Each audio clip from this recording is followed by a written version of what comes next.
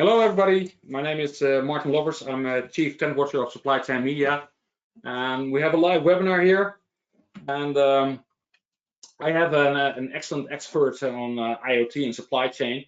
So bear with me. So to the left, you see my face. That's me, Martin Lovers, Supply Chain Media.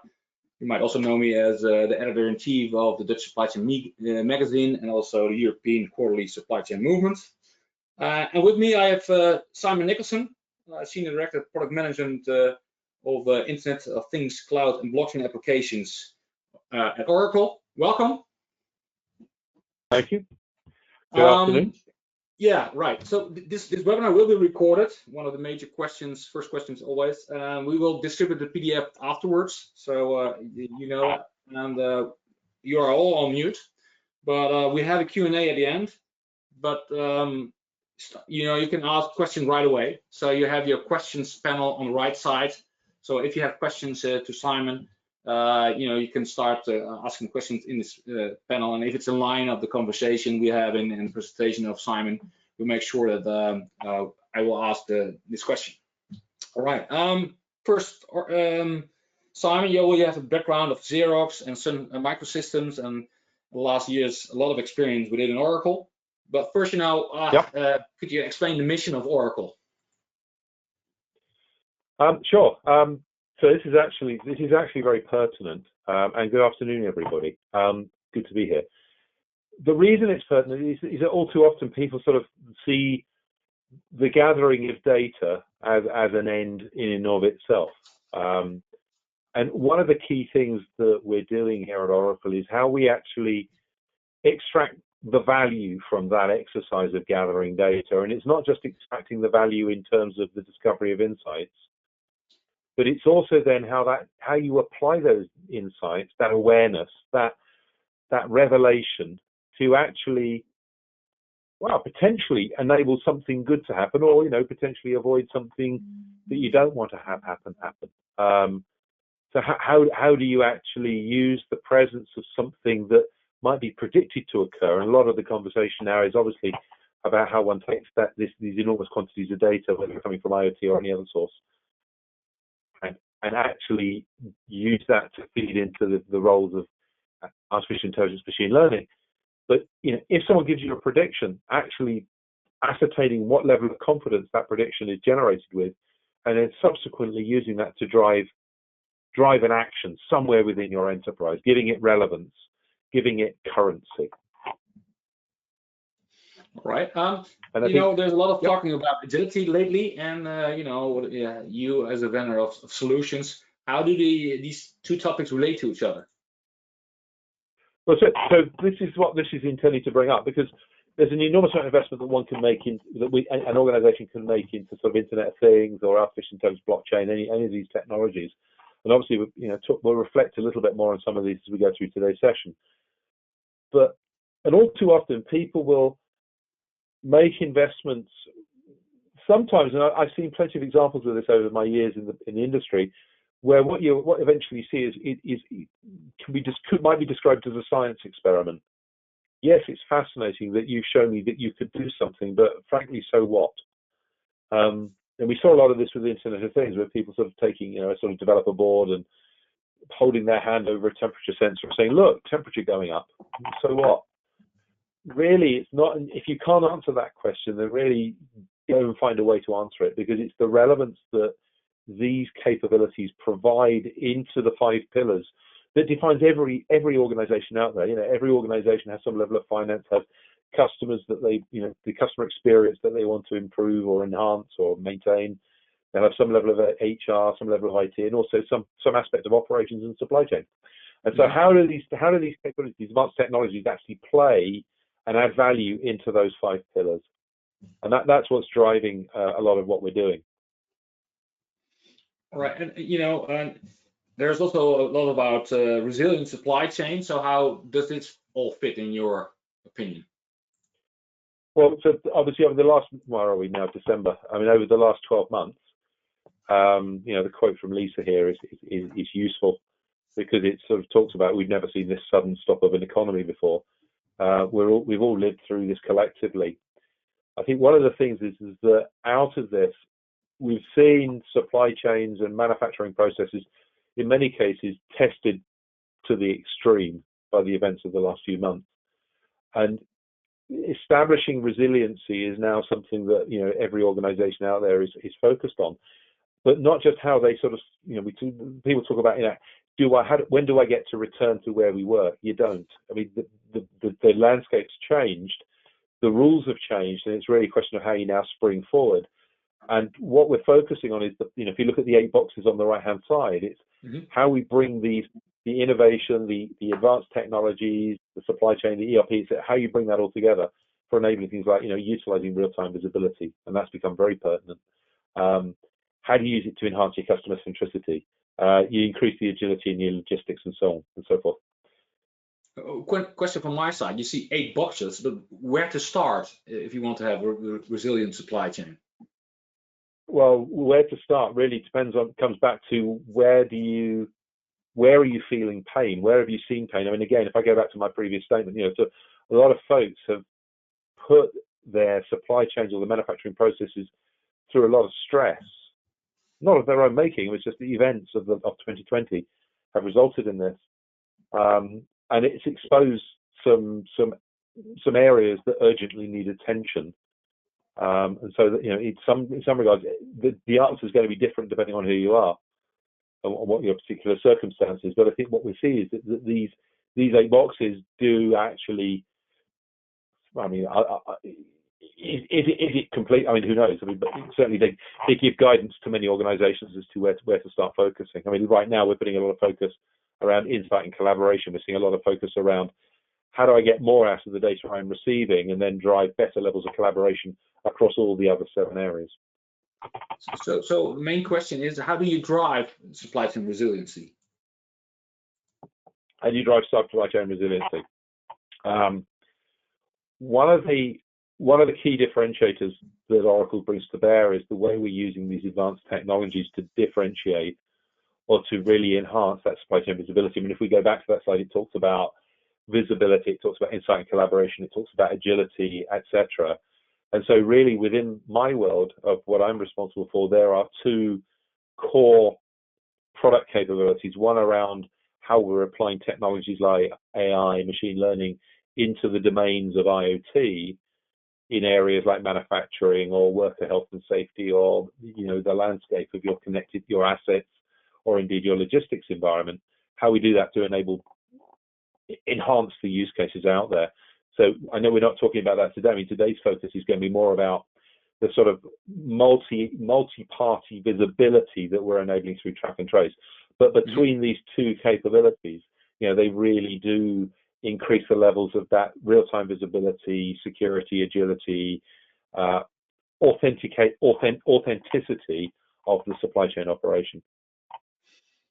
And on the right-hand side, you see different building blocks, I would say, with the transaction tracking, production tracking, product tracking, product provenance, and protect from damage. But also you see some groundwork, some connecting groundwork you have to have before that, or not?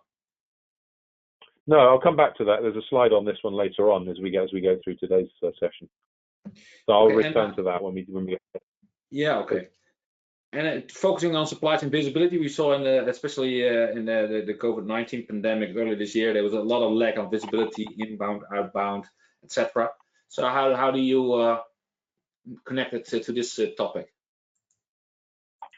Well, if you scoot forward, here we go. So this slide and the next slide.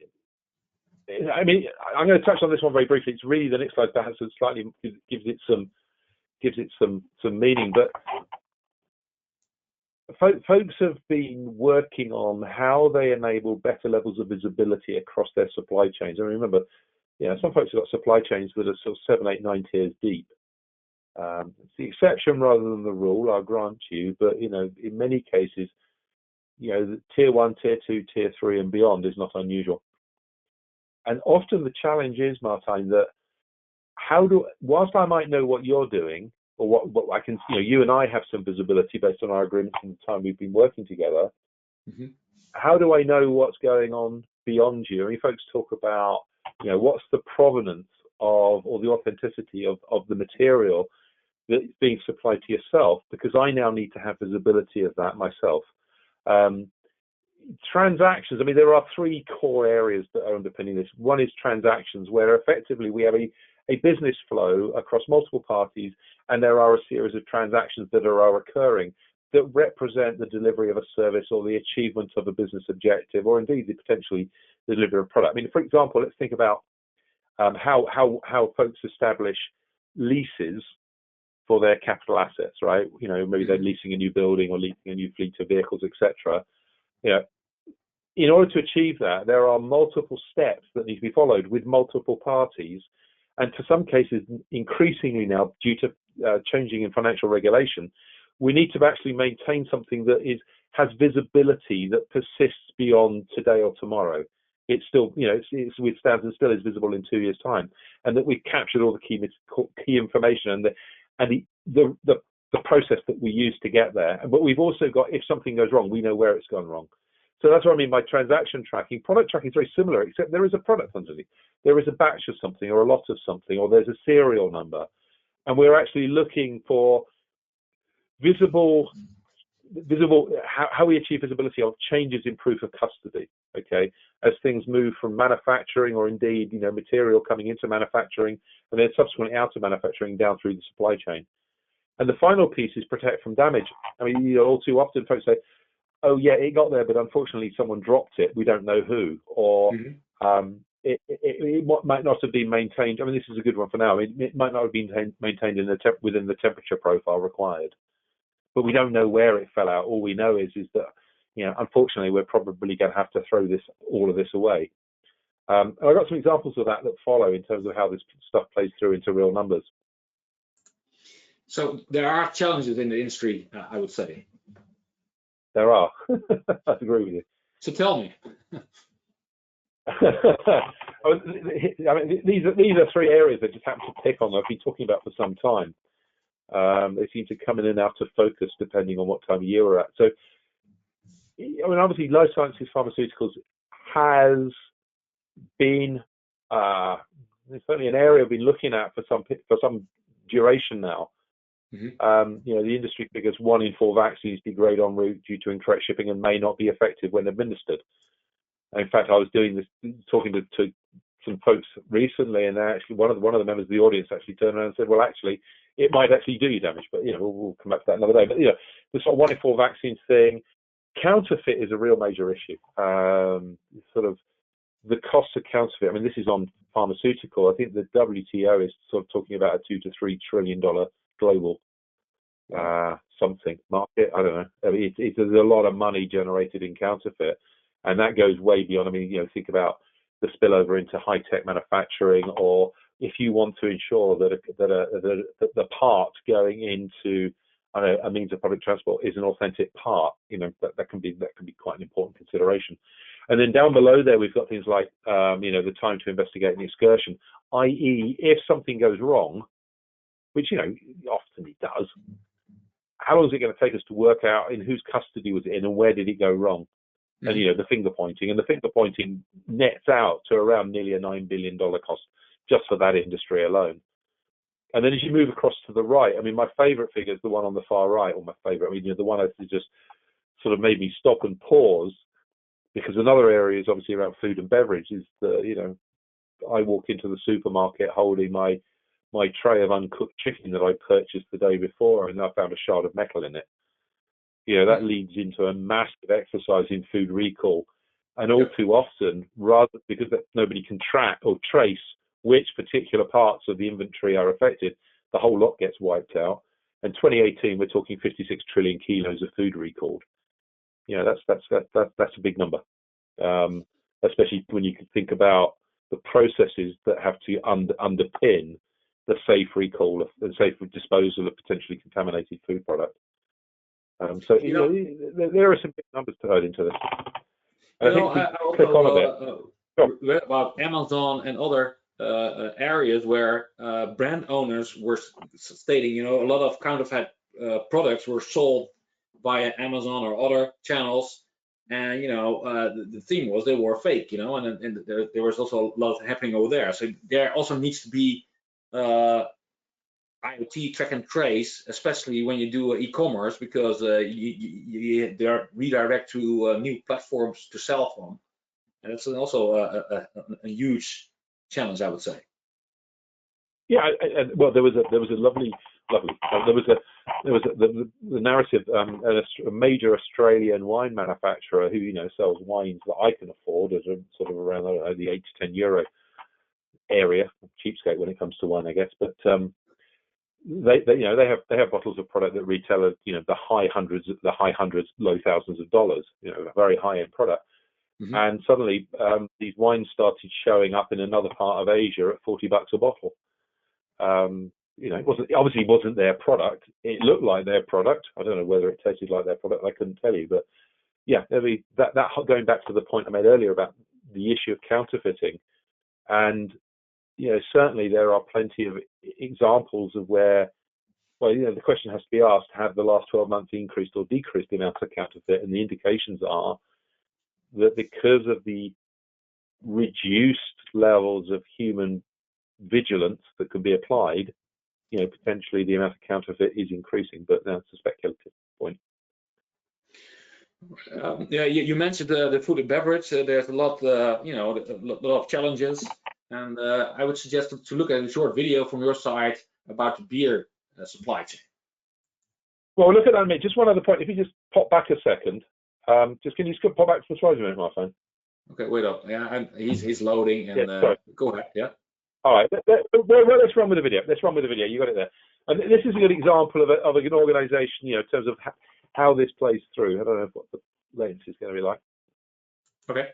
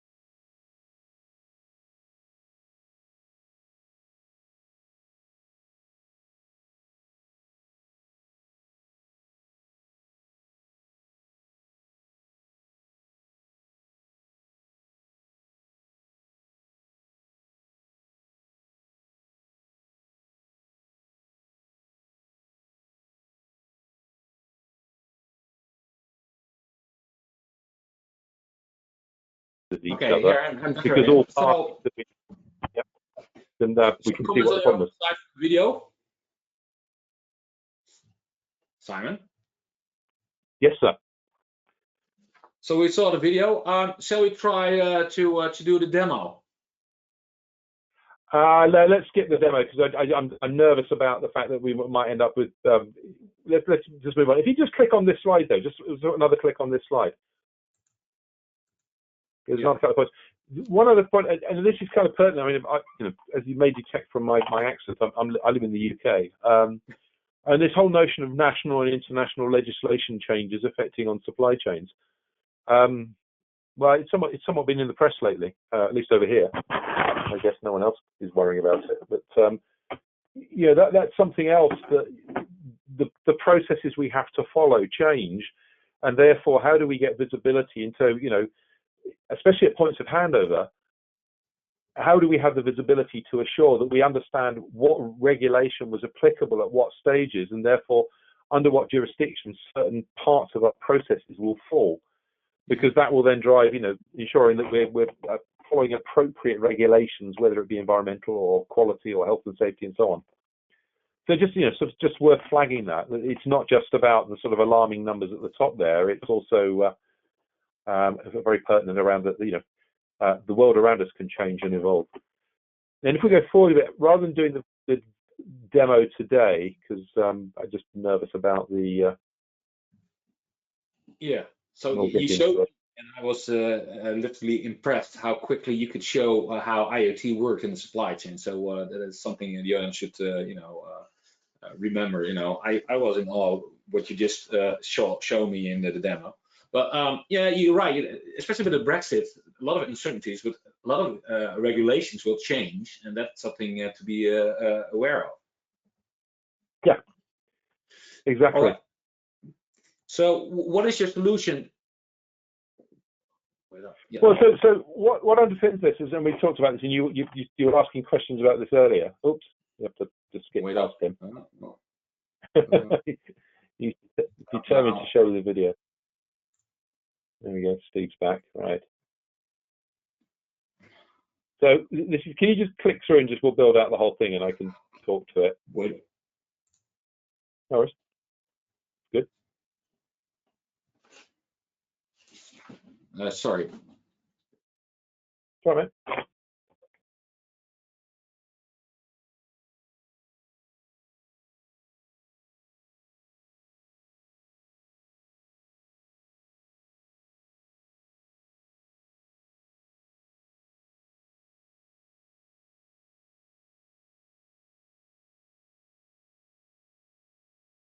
Okay, if you just click a couple more times, and then we'll just build out the whole thing. Then we can talk to it. One more. There's another click that should follow.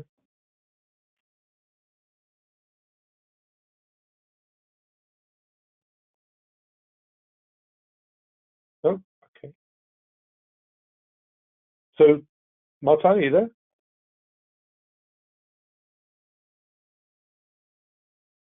I'm here. Yeah, sorry. No worries. If you just click once more, maybe. Yeah. Lovely. Because you asked about this at the start of the presentation. So here's a more legible version of that slide that defines what the capability that we're working on, the capability that I'm responsible for, is a software as a service product called Intelligent Track and Trace. And essentially what it's intending to do is bring together the network, which are the participants on the left-hand side, all the various parties who are playing within a specific business flow within the supply chain or some other extended process across multiple organizations. It's bringing those folks together along with the key systems that are generating business information, consuming business information within that business flow. And I think, as I talked about previously, is how we bring those two pieces together and supporting the use cases, as I mentioned earlier, about transaction tracking, product tracking, provenance, protect from damage. And what you see below there is what you can regard as being a digital thread. And the digital thread is where basically what you're doing is using that thread to join together the notion of the business networks, which represent all of the different participants and the various stakeholders, each of whom is assigned a specific role. There'll be some folks with the ability to set rules or change things, and there'll be other folks who are just there to watch and to sort of be informed by what's going on. And we're then tracking both the business objects, which are obviously documents, sales orders, purchase orders, shipping notices, manufacturing reports, etc. And also how they work with the entities themselves. I mentioned batches, lots, serial numbers, etc. And as these things move down the business flow, and we reach key points of exchange, where someone submits a manufacturing report, someone sends a shipping notice, etc., or someone sends you a purchasing order, and in return you sell them a sales order. We're actually using rules and contracts, what's called smart contract technology, to be able to assess that have things completed correctly. So, for example, if you've ordered 100 and then eventually on the shipping report, you only get 80, have the system actually detect that automatically and flag it. And also how we bring together, how we correlate all of the business documents, the business objects into the right sequence, the right flow, irrespective of the order in which they're generated. Sometimes documents get stuck, they get maybe late being generated, and sometimes the goods will arrive in advance of the documents that were supposed to indicate their imminent arrival. No problem. What we'll do is it's not a workflow capability, it's about being able to provide that visibility to track and then subsequently trace events. And so as things happen, and then driving the integration, so we're capturing the information from those enterprise systems on the right-hand side there, and actually bringing those business objects and holding them within the distributed ledger that's a core underlying component of the product. And then, being able to evaluate that content, and then subsequently provide action and information and the right levels of collaboration back into the enterprise systems, which in turn inform the participants from the network on the left there. In terms, I think one of your questions earlier was, what do I need to have before this happens? Well, you need to have your existing processes and systems in place, but in terms of how you actually deploy this is a SaaS, software as a service, so everything you need is part of the product. Okay, it's not a sort of buy it as components, buy it as platform and service components and build it yourself. It's ready to use because everything you're seeing there in the center is included within the product itself, within the service.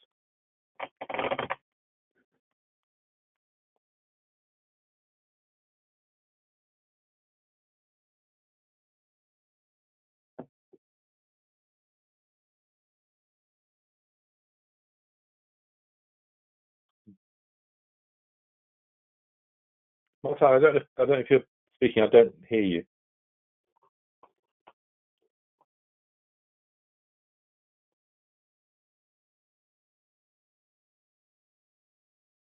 I don't know if it's me. Can anyone else hear me?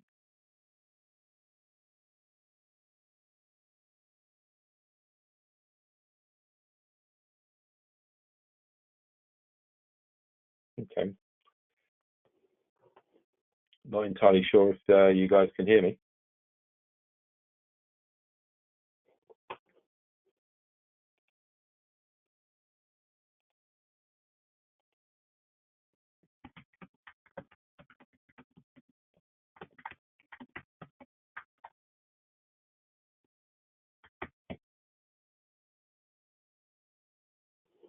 So let's take over the mouse. Okay, I will do that. Let me just. Sorry, ladies and gentlemen, just a slight second. I'll just. Right,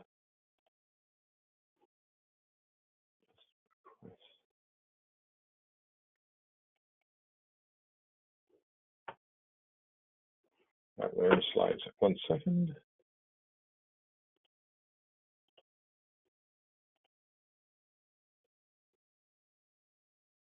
Okay.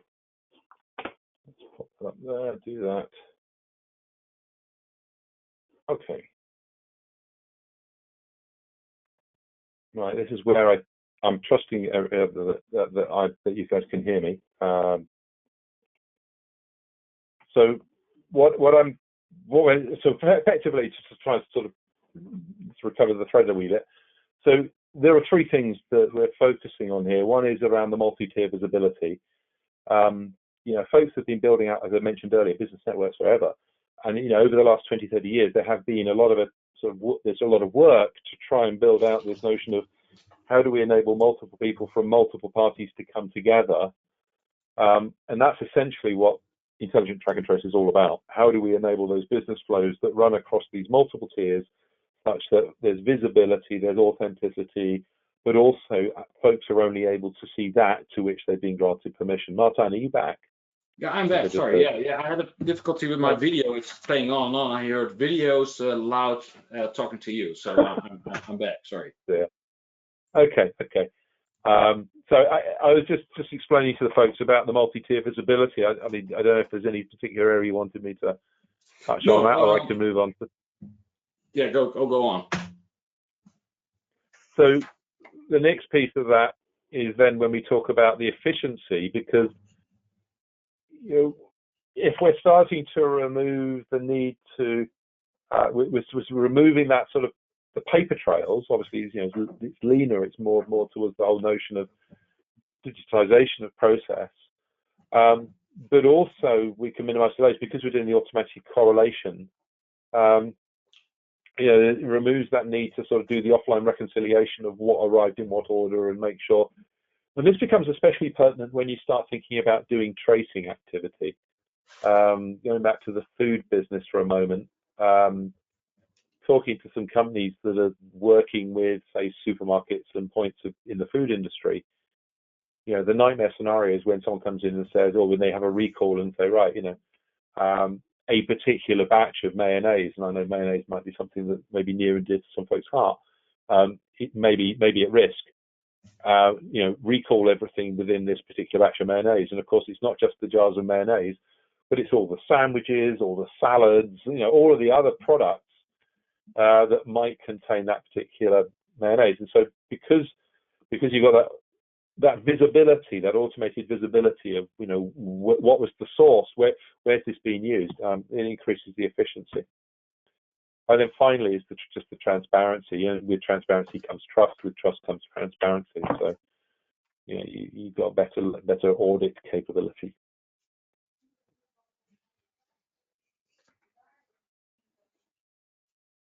Martin, do you want me to just keep going? Yeah, keep going. Yeah, I have a question about the connectivity. Okay. I have also a question from the audience. Go ahead. All vendors of supply chain visibility in Europe are struggling with carrier cooperation. How do you plan to connect to the carriers and their subcontractors throughout Europe? So that's related to this connectivity challenge. So when folks are saying carrier, are they is the person asking the question, is the person referring to carriers from a logistic point of view, or just generally to the multiple parties? I would guess both. Okay, we'll try and go for both. Excuse me. Yeah, the challenge here is the technology is the bigger challenge here is in the commercial, the social, how you get folks to buy into this and actually engage. Now, obviously, we can try and convince everybody at the same time, and that's never been found to work. So typically, because this is a private permissioned system, i.e., it's identifying a discrete number of parties where you've got a particular problem. And if I go back to the earlier slide with some of the numbers, there are plenty of issues that we see where folks are saying, this has resulted in cost, not just for me, but for my business partners over the last 2 years for a variety of reasons. Apologies for that. I'm just going to have to get rid of that. So as a result of that, what we typically see is folks will start by, and I could come to you and say, I want access to your internal systems because I want to prove that there's a better way of doing things. And the likelihood is you're probably going to say, go away. So one of the things we included in here is a full business simulator. So you can actually model the entire end-to-end process and simulate all the different types of business objects coming in and actually start to almost present back to your stakeholders what this can look like and how it's going to make a difference. And what we're seeing is that's really helping folks explain how this is going to work to a business audience or indeed a CXO audience, and why they should buy in. Otherwise, we go back to where we started with something that looks a bit like a science project. I hear the words, but I don't see the pictures. And what we're doing here is bringing together the words and the pictures to try and. But yeah, this isn't going to happen overnight. I think I'm sympathetic to that. But what we're trying to do, and this slide's important on this one, Martin, is that reducing the barriers to entry. And part of them is how plugging all the different componentry together. And from an Oracle perspective, we're actually providing it as a series of built-in integrations. So the customers, the businesses don't need to worry about whether transportation management and intelligent track and trace will work together as versions of the cloud versions evolve. They just will, because it's something that Oracle's, is part of the product, so to speak. But obviously, it's not exclusively Oracle, and it works with non-Oracle as well, which is why the integration cloud support's there. So, the connectivity into on-prem systems, legacy systems, SAP, Salesforce, IBM, Microsoft, and so on. So basically, you have open APIs, and those are making it way more simple to integrate. Has to be, doesn't it? I mean, it's one of the failure points. Well, two failure points you noticed. First of all, that someone you have to play to my rules or you don't play at all, and I'm not going to tell you what my rules are. That doesn't last very long. No. And the other one is that, I'm going to take my ball back. The other one is the underlying technology. Will it scale? Will it perform? And what we've done here is that we've built this out on is existing Oracle blockchain technology, which is obviously leading in the market anyway. Yeah. And we're utilizing those technologies to sort of underpin what is a business application. But really, customers shouldn't be worrying about, how many of us worry about what the engine management control software is in our car? Very few, if any of us. We just trust that it's going to deliver because, it's the service of the experience of the car we're after, not the nits and bits.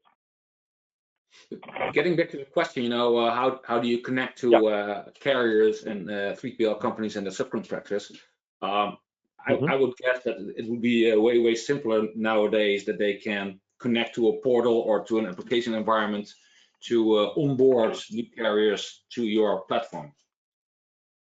Well, there are many options. I'm sorry, right. So if it's specifically about 3PLs and carriers in that regard, there's a number of options. For example, a lot of the carriers are working through aggregators, so you can take an aggregator subscription and take that information and bring that into intelligent track and trace. Within our own IoT applications, which are separate from intelligent track and trace, within fleet monitoring, there is an application for 3PLs that you can provide, so you can actually track the progression of a shipment that way. But logistics is obviously only one part of this story.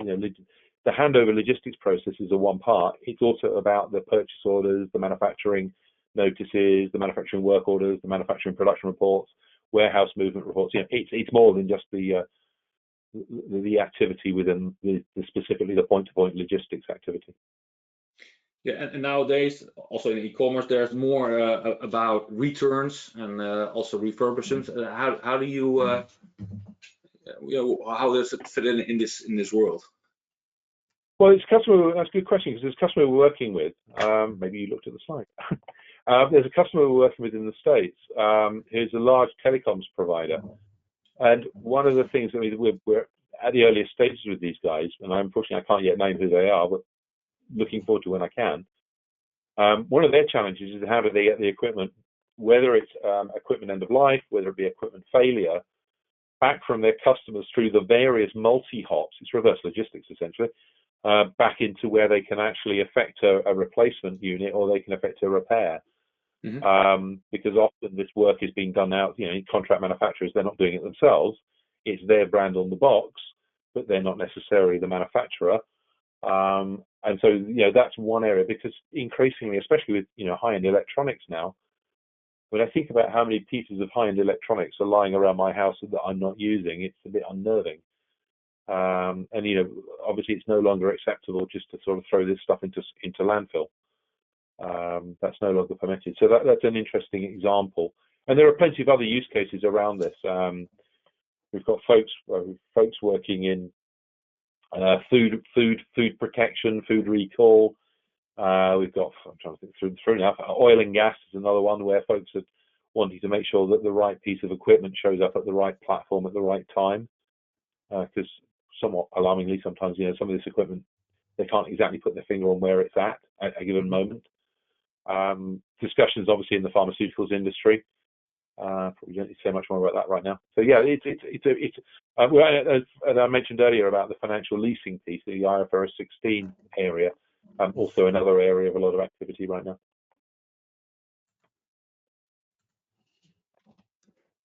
So yeah, maybe you already mentioned some use cases in the pharmaceutical. So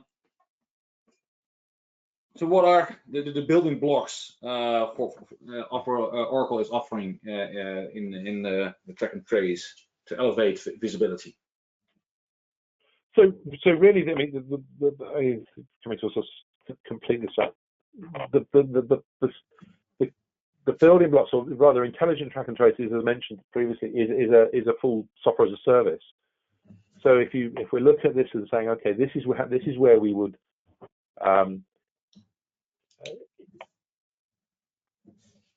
track what is happening within our business flows, and a business flow can exist within an enterprise, it can exist across enterprises, and it's the ability to be aware of all of the transactions that occur. So, for example, if we're going back to the example earlier of the beer, as I'm going through the process of manufacturing some beer, I can see where I got the hop for a particular batch of beer, where I got the hops from, where I got the yeast from, when it arrived, what condition it arrived in, how it was shipped. I can then look at how that particular batch of beer was manufactured.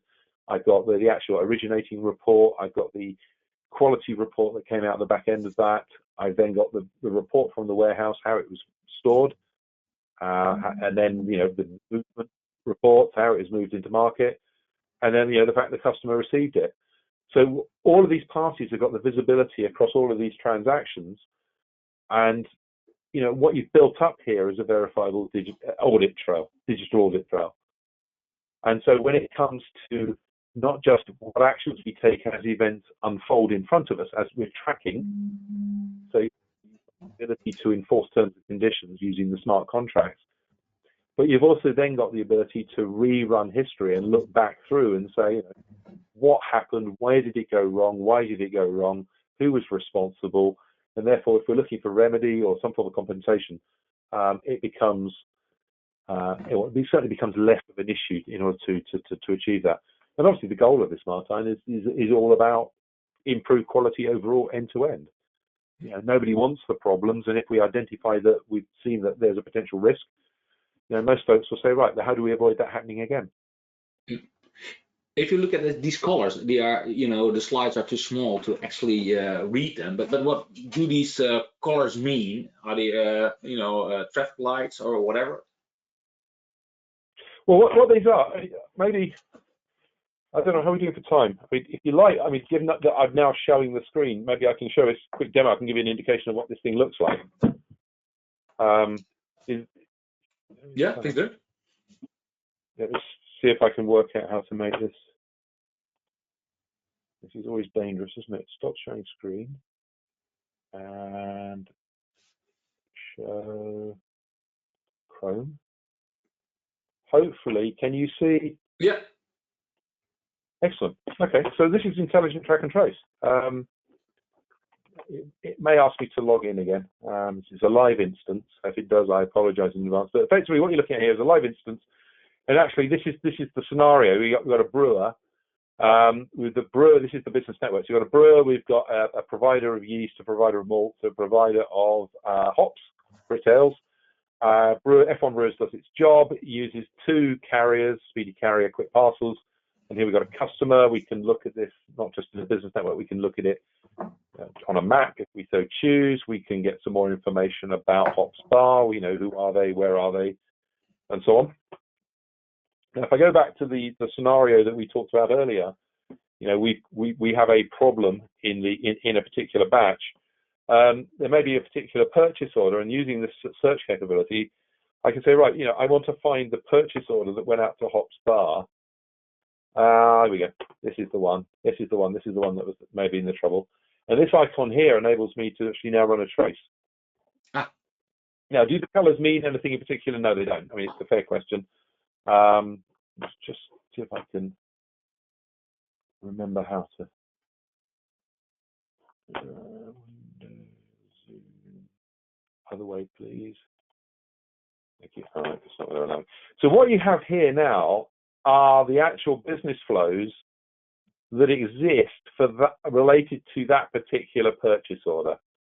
And the purchase order should be there. There we go. There's the purchase order that started all of this. There's a purchase order, procurement, who bought it, what's it worth, $100. But the beauty of this is that it also, as I mentioned, it automatically correlates. We can now see that a purchase order leads to a sales order, leads to the initiation of shipment because the product's ready, leads to shipment of product, and leads to receipt. All of the business objects that were generated as we went through that process have actually been captured and are being retained. So the history of this audit trail is fully available and visible to authenticated parties.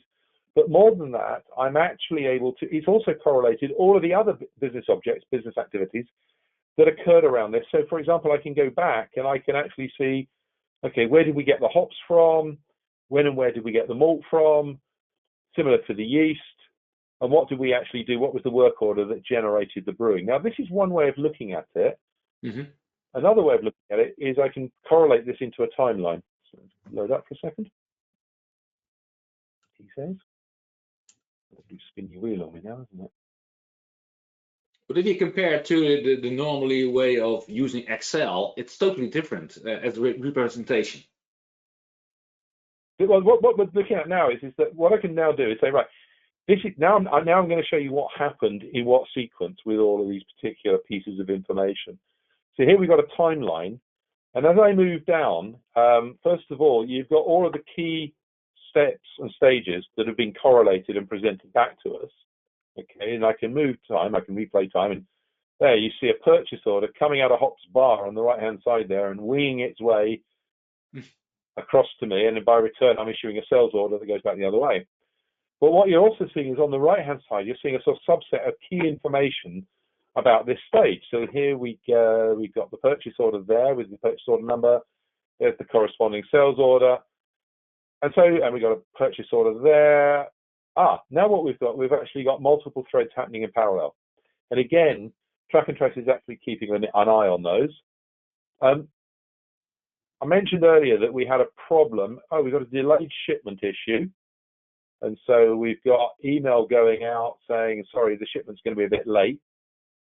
We've got another issue down here as well. We seem to have some temperature information. As we go through this, you see here, you mentioned earlier about capturing information from carriers. In this particular instance, we're receiving information from maybe a third-party aggregator, excuse me, or maybe it's coming in directly using IoT fleet monitoring, which is integrated out of the box. But what I can now do is I can actually replay and look at all of this and visualize the temperature data. And I see these two peaks here. And because I'm experienced in brewing, not experienced in consuming their products, I can see that there's two temperature points here, which probably are not good news for me. And indeed, you'll see that I've set some rules here that if a certain temperature violation, if the temperature threshold is violated, exceeded, it'll generate a warning notice. And so warning notifications are sent out.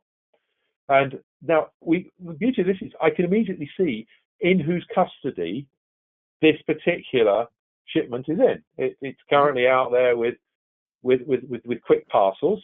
And so we've sent a notification to Quick Parcels saying, I'm sorry, but you guys have just breached the rules. This is the product that's potentially being damaged. Let's talk. Now, that's a much better position than the alternative, which is the beer goes into public sale, and then basically the public are on their particular social media platform rubbishing my product and damaging my brand.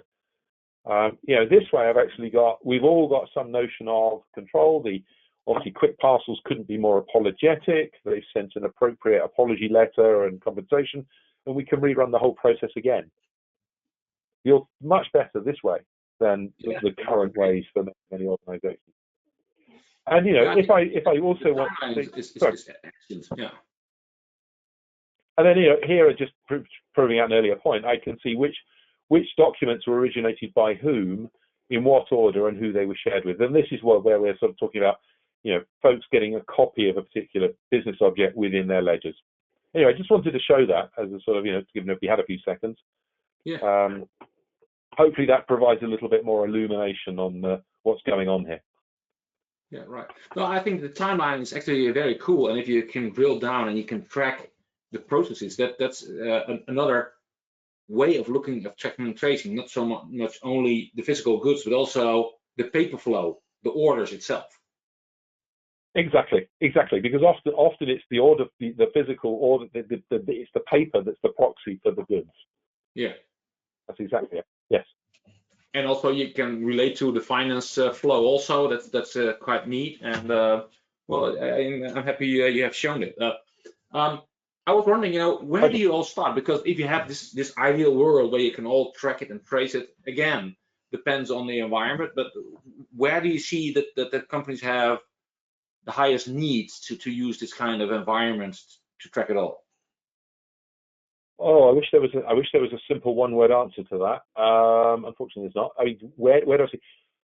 We see a lot of activity. Well, I reflect on where we're seeing activity, and it kind of repeats what I said. I mean, certainly in manufacturing, where the manufactured goods, if the value of the goods is such, or the importance of the criticality of the product is such that if it doesn't reach there on time and in perfect condition, there is likelihood for onward disruption to other parties, to the customer service experience. And there have unfortunately been examples of that happening. Companies can often quantify what that's cost them, and often many of them will say, we just don't want to ever have that happen again. The food industry, the food and beverage industry, I mean, I'm showing the brewing thing today, but in a serious point, the food and beverage industry is very, very sharp on this at the moment, especially I indicated earlier around food recalls. I mentioned about the folks who wanting to get compliance with things like efficiency. I think my friend, it's driven by the use case. I mean, it's no simple me saying, look here or look there. Each company is found out of the last 9-12 months that it has some challenges in certain parts of its supply chain activity, and it's certainly worth a conversation to say, is this something that we could avoid going forwards? Because there's evidently there is a sharp edge here that we could smooth off to everybody's benefit. So I think that's perhaps where I'd start, is look at where there are sharp edges, and as to whether or not this might be one way of removing that tension from the system. And there's a lot of been talking about sustainability. Especially when we have a new reset after COVID-19, we should look at sustainability, and we should look at CO2 footprints. Do you also see some opportunities to relate this kind of environment to your sustainability goals?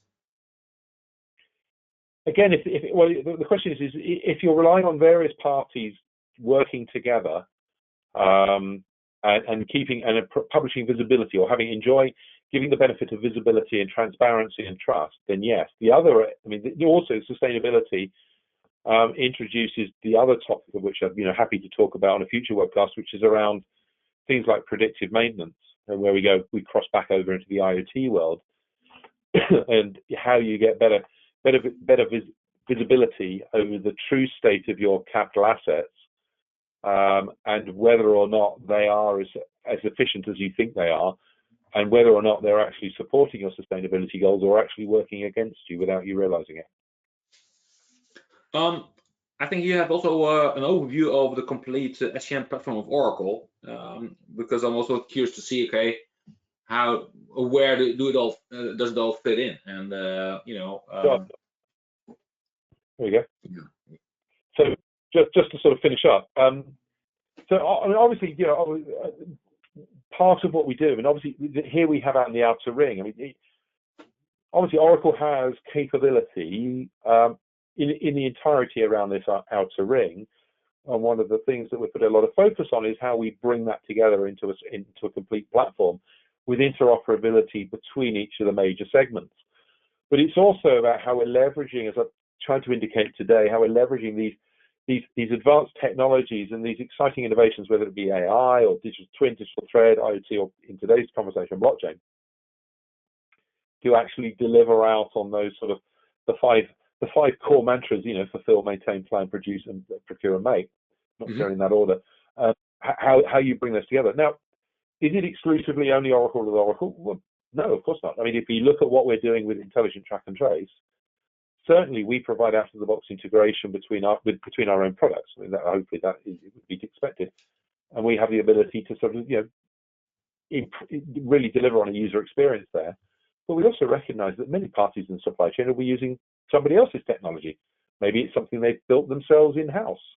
And so everything we do here is fully heterogeneous. It will work with other, it works successfully with our own stuff. It works successfully with somebody else's stuff. It has to. That is the reality of a supply chain.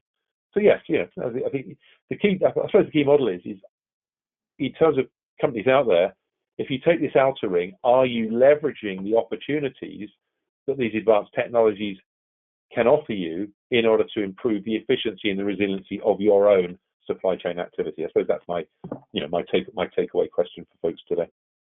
Yeah, but it's an interesting representation. Like the gray area is kind of a new glue, like digital twin and IoT, connecting your core processes to improve your whole business or your whole supply chain. It's enhancing. It's giving. I mean, if we take it's about real time. I mean, one of the things about real time visibility. Yeah. And that's something that's become. It is remarkable the number of folks that we're talking to, that I was talking to 12 months ago and I'm talking to now, and their reflection is, I wish we'd had something in place last February. Yeah. Knowing now what was about to happen and the way in which we just lost complete visibility over what was going on, and often things are happening more by chance than by, it became very difficult to maintain true visibility and control. And if the information you're receiving is a week old, well, then the decisions you're taking are also potentially going to be retrospective. But if the information you're receiving is a few seconds or a few minutes old, you've actually got the opportunity to respond to events as they're happening, rather than working out how you reflect on things afterwards. Yeah, you have shown in your demo a digital thread, but you also mentioned here a digital twin, and that is Yep. where a lot of companies are looking at how to model not only your own supply chain network but the whole ecosystem, including your suppliers, your commercial Yep. channels, some partners. So that's also in your area to connect to the cloud. Absolutely. I mean, if you look at what I've just presented to you, that is essentially a digital twin of a supply chain process.